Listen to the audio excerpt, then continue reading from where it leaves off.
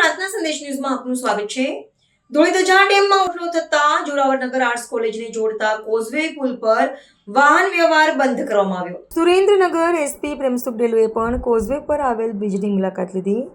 ભોગાવો નદીના પાણીની આવક વધતા કોઝવે બ્રિજ પર પાણી આવવાની શક્યતાને ધ્યાને લઈને તંત્ર દ્વારા લેવાયો નિર્ણય।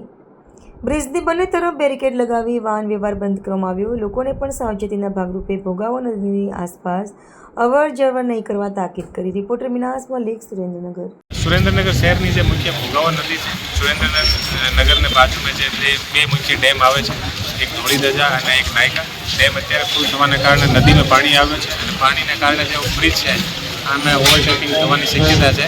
એટલા કારણે અત્યારે જે રસ્તો છે એ બંધ કર્યો છે અને જળકુંભીના અત્યધિક ભરાવને કારણે મ્યુનિસિપલ કોર્પોરેશન સાથે મળીને અને અત્યારે ત્યાંથી જળકુંભી નીકાળવામાં આવે છે। સાથે સાથે કોઈ અનિચ્છનીય બનાવ ના બને એટલા માટે પૂરતી સંખ્યામાં પોલીસનો બંદોબસ્ત મૂક્યો છે। આને અલાવા આખું જે સુરેન્દ્રનગર છે કાલથી રેડ એલર્ટ હોવાને કારણે ખૂબ વરસાદ થઈ છે અને નાના ઘણા બધા રસ્તાઓ બંધ થયા છે। તમામ જગ્યા પોલીસ અને વહીવટીતંત્ર સાથે મળીને અને તમામ રસ્તાઓને અત્યારે ચાલુ કરાવે છે અને આને અલાવા પણ કોઈ પણ જગ્યાએ લોકોને કોઈ પણ પ્રોબ્લેમ ના આવે એટલા માટે તમામ જે પોલીસ અધિકારી છે એ ફિલ્ડ પર છે અને લોકોને જે પણ જરૂરિયાત હોય આની અત્યારે તુરંત હેલ્પ કરવા માટે પોલીસ ત્યાં પહોંચી રહી છે।